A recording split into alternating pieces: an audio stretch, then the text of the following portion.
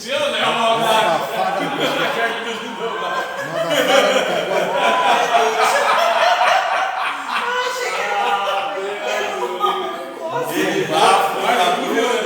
Esse é um caminhoneiro, hein, cara?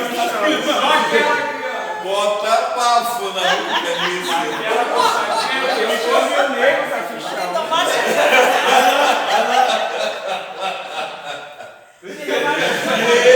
Ele estava concentrado aqui. Eu queria filmar.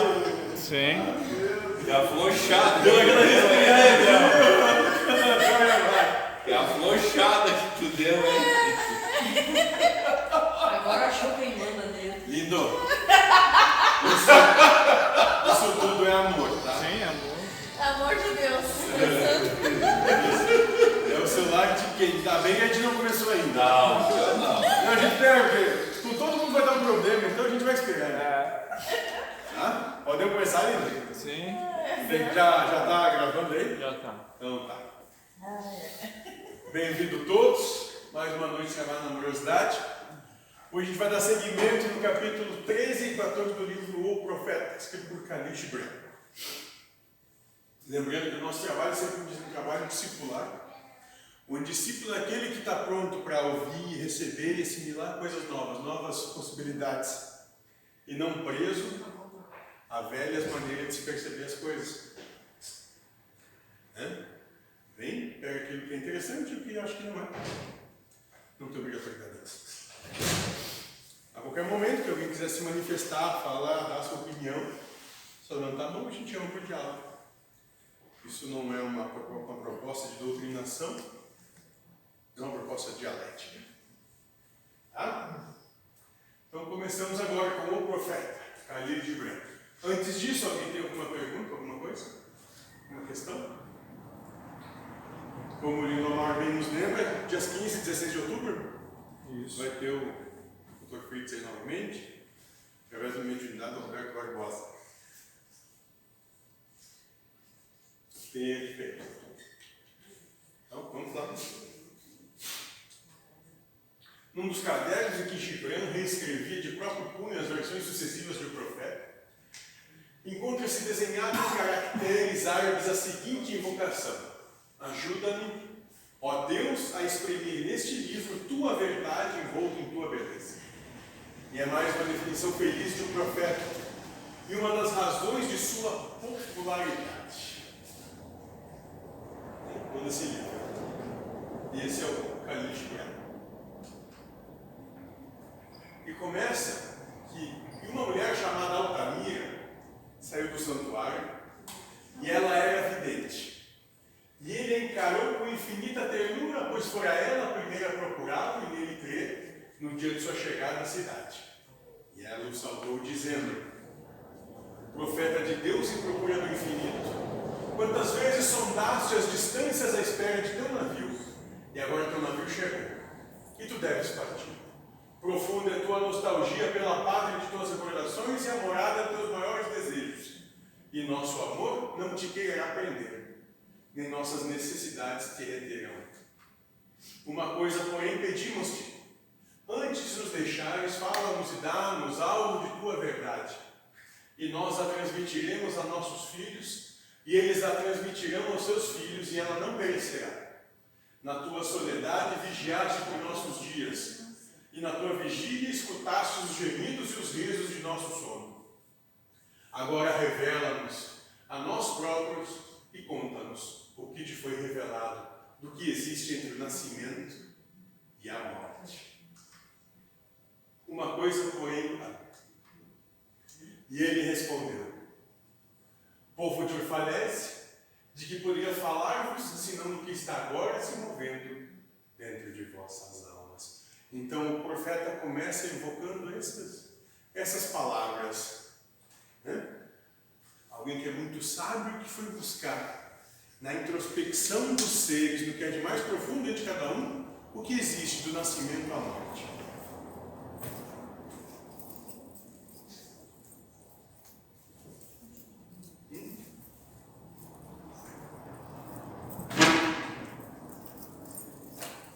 Dessa maneira, pelo que nós passamos e quem nós somos, o que nos forma, o que nos torna como somos, o que acontece?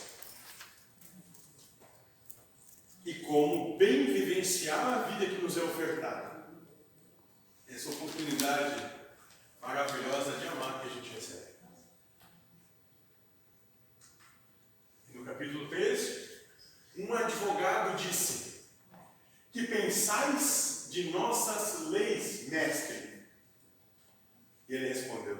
Então, nesse primeiro capítulo, o profeta vai falar das leis e do que é de justiça. Vós vos deleitais em estabelecer leis, mas vós deleitais ainda mais em violá-las. Tais como crianças brincando à beira do oceano, edificam pacientemente torres de areia e, logo em seguida, as destroem entre risadas. Olha que interessante. O profeta então começa nos dizendo que a gente se deleita, a gente tem prazer em estabelecer leis, em dizer o que é certo e errado, o tempo todo. E ainda mais prazer encontra em quebrar a lei que a gente cria, o certo e errado que a gente cria. Como crianças que constroem castelos de areia e depois derrubam eles. Olha que bela analogia para falar das nossas leis. Isso não é exatamente assim. Erguemos vasta literatura dedicada ao que é certo, ao que é errado, ao que é justo e como se deve proceder.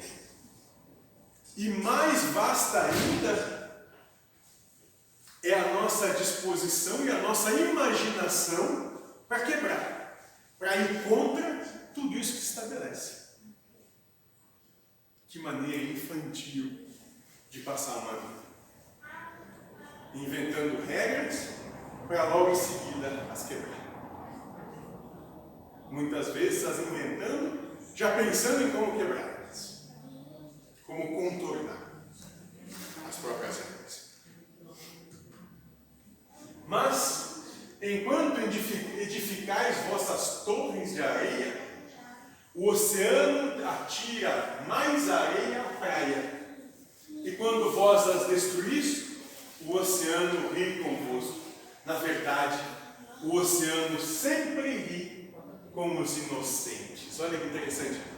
Aqui, na alegoria, me parece que ele fala, nossa, o que é o oceano? O oceano é a vastidão, é o infinito, é o imenso. É aquilo que quem é longe de qualquer tipo de possibilidade de medida. É a própria existência em si, é o universo. Então, na medida que a gente fica construindo as nossas torres de areia, esse infinito, que é infinitamente maior do que qualquer coisa que a gente possa imaginar, fica rindo disso tudo. E quando se destrói essas coisas, ele ri contigo também, porque ele percebe a tua inocência, ou seja, a tua incapacidade de se autogerir. Percebe a tua infantilidade e ri contigo também. E assim é o universo. Ele não precisa lutar, ele só se estabelece como ele é. Sofre aquele que vai contra a proposta da existência que ela está estabelecida. Esse sofre. E a vida, como a vida, não está nem aí. Ela vai simplesmente acontecer e continuar. Não importa o quanto chore pelo que acontece.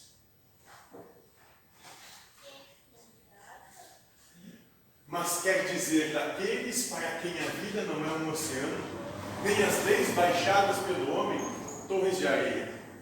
Aqueles para quem a vida é uma pedra e a lei um cinzel, com o qual procuram esculpi-la à sua própria imagem.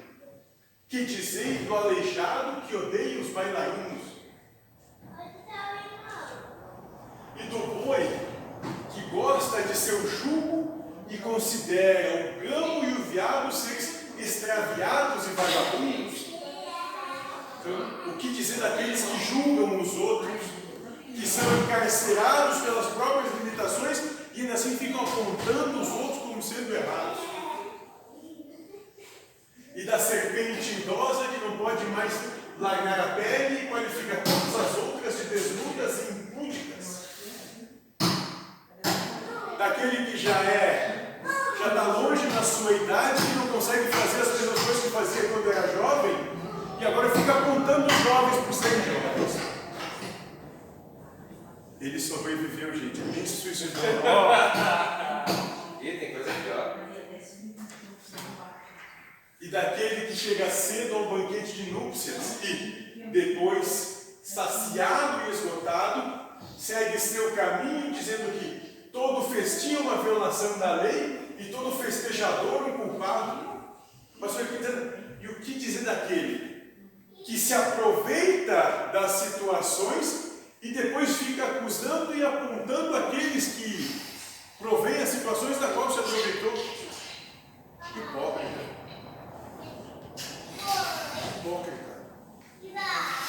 Fica falando mal daquele que estende a mão, mas aproveita o que revela.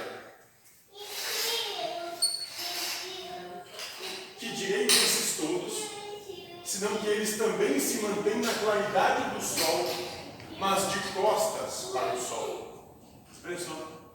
O que dá para dizer desses todos que estão sob a luz, mas de costas, para não querem ver a verdade, não querem ver essa luz.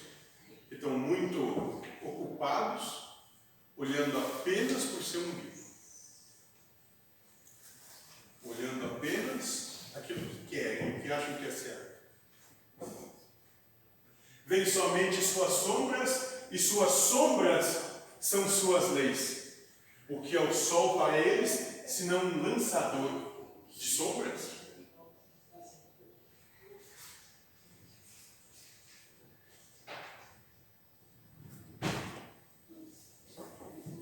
Foi interessante.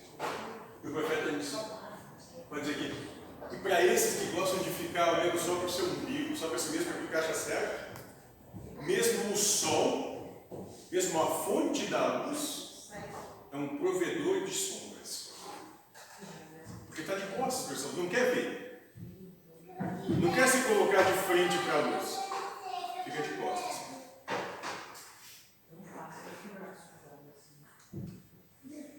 E que é reconhecer as leis, se não curvar-se e delinear essas sombras sobre a terra? Vós, porém, que caminhais encarando o sol, que imagens desenhadas sobre a terra vos podem reter? Vós que viajais como o vento, que catavento orientará vosso curso? Que lei humana vos poderá atar quando quebrardes vosso jugo, mas não a porta de uma prisão humana? Que leis temereis se dançardes sem tropeçar em nenhuma cadeia de ferro feita pelo homem? E quem vos poderá acusar em juízo se rasgares vossas vestimentas sem as atirar no caminho alheio? Povo de Orfalésia, podeis abafar o tambor e afrouxar as cordas da lira, mas quem poderá proibir a calhanda de cantar? Então aqui ele está fazendo uma crítica. Quem é que pode dizer o que é lei mesmo, o que é certo e o que é errado? Quem é que pode dizer o que o outro tem que fazer ou não fazer? Quem é que realmente tem capacidade para estabelecer o que é verdade e o que é mentira? No final diz assim: vocês podem abafar o vosso tambor e afrouxar vossas cordas daí. Vocês podem acabar com os instrumentos musicais, mas vocês podem impedir os pássaros de cantar. Não há como querer impedir o rumo da natureza, o rumo da vida, o andar da vida. Não há lei que faça isso. Não há regra estipulada que mude o andar da natureza e o processo da existência. É isso que ele está tentando dizer. O que adianta achar que comanda a vida de alguém ou a própria mesmo? Não comanda. O universo estabelece sozinho, ele não precisa de ninguém. Ele já está pronto. Tudo já está feito.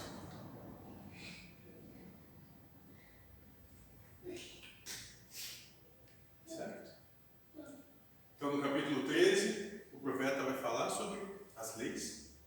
e sobre a nossa hipocrisia e a nossa ignorância em achar que a gente pode estabelecer o certo e errado.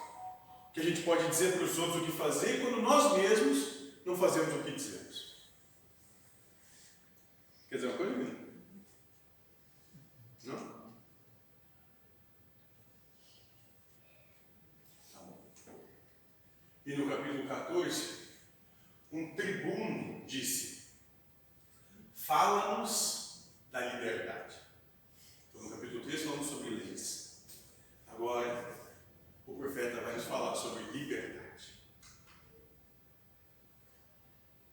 Ele vai dizer que as portas da cidade e em vossos lares eu vos vi prosternar-vos e adorar vossa própria liberdade, como escravos que se humilham perante um tirano e glorificam-no, embora eles os destruam. Olha só, ele está dizendo aqui, ó, que no portão da cidade, na porta da casa de cada um, eu vi cada um ficar exaltando a sua liberdade. Mas, na verdade, o que estão fazendo é estão dando força por um tirano que os prende. O profeta está dizendo. Aquilo que vocês acham que é o que dá segurança, nada mais é do que aquela zona de conforto que te prende, que te limita, que não te faz andar. Sim, na alameda do templo e à sombra da cidadela, tenho visto os mais livres entre vós carregar sua liberdade como um jugo e um grilhão. Olha, então não é dentro das casas que ele está vendo os livres. Ele está dizendo, na alameda, na rua do templo e à sombra da cidadela, tenho visto os mais livres entre vós. Não são aqueles que têm casa. Carregar sua liberdade como um jugo e um grilhão. E meu coração sangrou dentro de mim, pois só poderei libertar-vos quando até mesmo o desejo de procurar a liberdade se torna um jugo para vós. E quando cessares de falar da liberdade, como de uma meta, de um fim. Então aqui liberdade, ele está dizendo que liberdade não é algo para ser alcançado, é simplesmente de vida, para se oportunizar. E como é que a gente pode se oportunizar, ser livre? Não se deixando prender. O que é que nos prende, basicamente, primordialmente? Os nossos conceitos e preconceitos. Eles nos prendem o tempo todo, dizendo o que a gente pode fazer, o que não pode fazer, o que o outro pode fazer, o que o outro não pode fazer. Então, o tempo todo nos prendendo. Os nossos preconceitos. Por isso que ele diz, vi os mais livres na alameda do templo e à sombra da cidadela. Porque esses já estão se livrando desses preconceitos, eles não têm mais nada a perder. Quem tem preconceito é aquele que tem muito a perder. Esse é preconceituoso. Porque ele está defendendo o que ele imagina ser seu.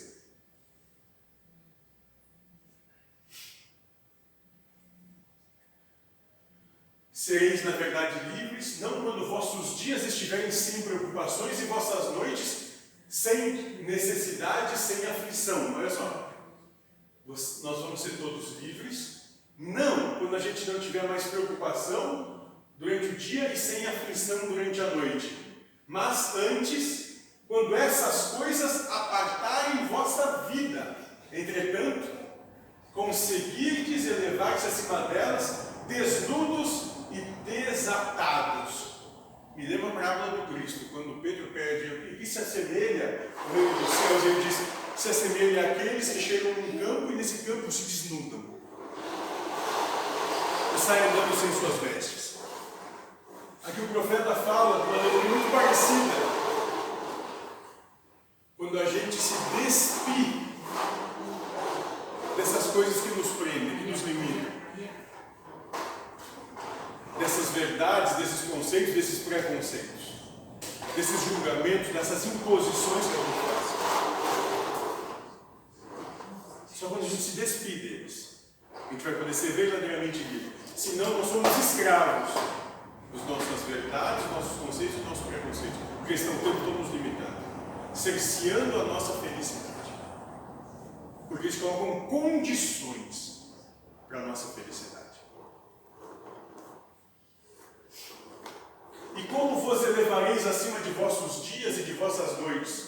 se não quebrardes as cadeias com quem na madrugada de vosso entendimento prendeste vossa hora cotidiana. E como alcançar isso tudo sem romper com esse sistema que te prende, que tu te associou a ele, que tu dá credibilidade, verdade, sistema humano que te oprime. Mas ele não te oprime porque ele te obriga. Não, foi você que aceitou. Você que assinou o contrato e se vendeu para ele. Porque você achou que isso era certo. Porque era um caminho fácil, a porta larga por onde todo mundo passa.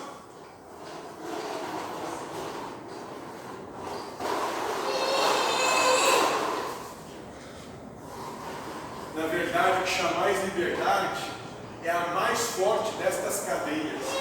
Embora seus anéis cintilem ao sol e vos deslumbrem, e que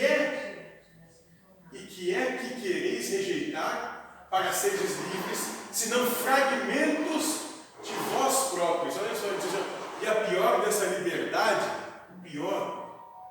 que essa suposta liberdade, que chama de liberdade, é aquilo que mais te prende, né? Com anéis que cintilam ao sol e vos deslumbram, né? Com coisas e situações que evocam a tua vaidade.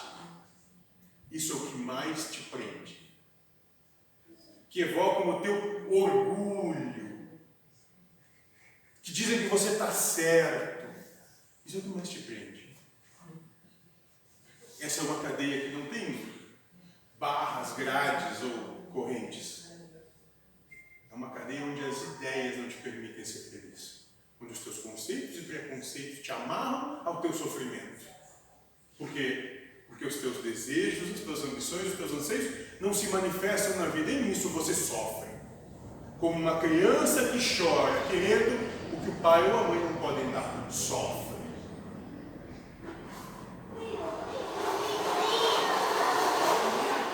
Se há uma lei injusta que pretendeis abolir, lembrai-vos que esta lei foi escrita por vossa própria mão em vossa própria testa. Então, se tem algo em você que você acha que é injusto, que não é certo, agora, lembre que esse mesmo algo você criou com a sua mão na sua própria testa. Se tem algo na tua vida que te faz infeliz hoje, lembra que foi você que escolheu esse algo na sua vida. Você escolheu com o teu trabalho, com as tuas opções, e imprimiu em você mesmo essa escolha. E agora, fica brigando dizendo que é injusto.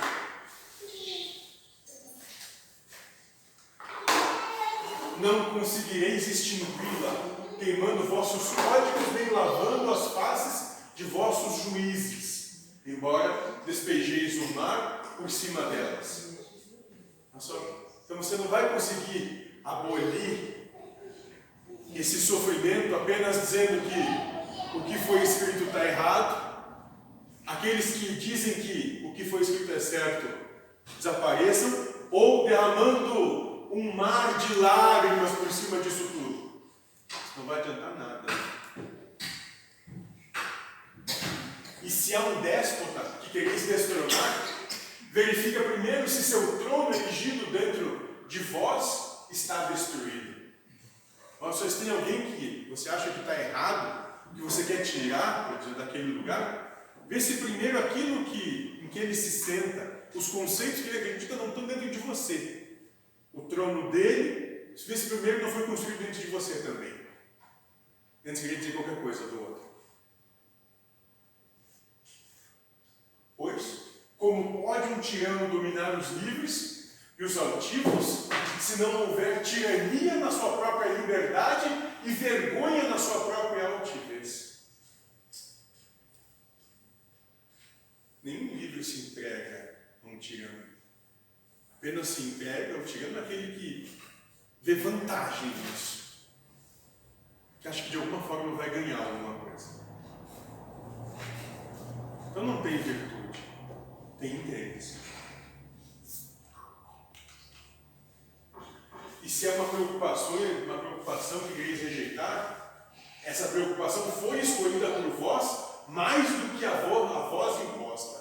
Olha só, se tem algo que te preocupa, que te faz mal, Lembra que você escolheu se preocupar com isso. Não é a preocupação que chegou e disse, eu estou aqui. Não, não, foi você que resolveu abraçar ela. Ela está passando e você pegou. Não é culpa da preocupação. É você que não se respeita e não se ama.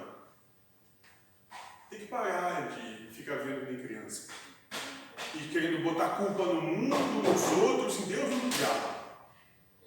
Esse tempo já acabou e já passou. Se tem alguém responsável por qualquer coisa que acontece na sua vida, você vai encontrar esse alguém olhando no espelho. Está ali. Só tem esse que é responsável, mais ninguém.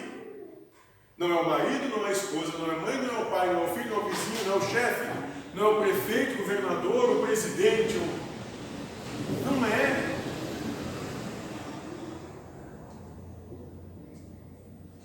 O tempo de querer acusar os outros e apontar ninguém que seja passou. Esse é um novo momento de olhar para si e encarar. Sim, eu tenho problema. E eu não sei lidar com a vida que eu tenho. Eu tenho de buscar ajuda. Porque eu não dou conta.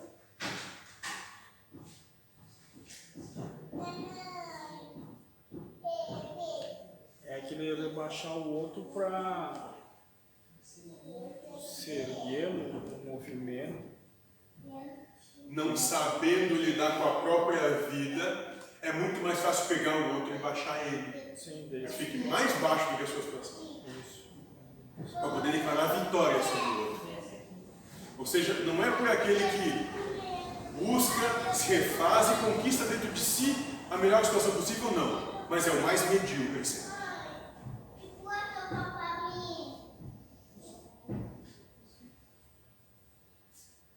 E esse é um temor que precisais dissipar. O centro desse temor está em vosso coração e não na mão do temido. Na verdade, todas as coisas movem-se dentro de vós em constante meio apego. As desejadas e as receadas. Aquelas que vos repugnam e aquelas que vos atraem. Aquelas de que fugis e aquelas que procurais. Altos e baixos o tempo todo na vida. O que eu desejo e o que eu não desejo. O que é gostoso e o que não é gostoso. O que é bom e o que é mau. O que é certo e o que é errado. O que é bonito e feio. O tempo todo alternando de posição na vida. E a gente fica passando em estados de satisfação e sofrimento. Satisfação e sofrimento. Cada vez com uma distância maior entre as situações. Provendo maior alternância de posição. Sem chegar de verdade a lugar algum. Sem chegar a um entendimento de que isso não vai me levar a nada. O único caminho possível é um caminho do meio, um caminho onde não tem essa alternância emocional abrupta, porque ela não me leva a nada. Toda a satisfação vai levar a um sofrimento, todo o sofrimento vai levar a uma satisfação. Numa roda infinita de dor e alegria sem fim. Que não para, não leva a lugar nenhum.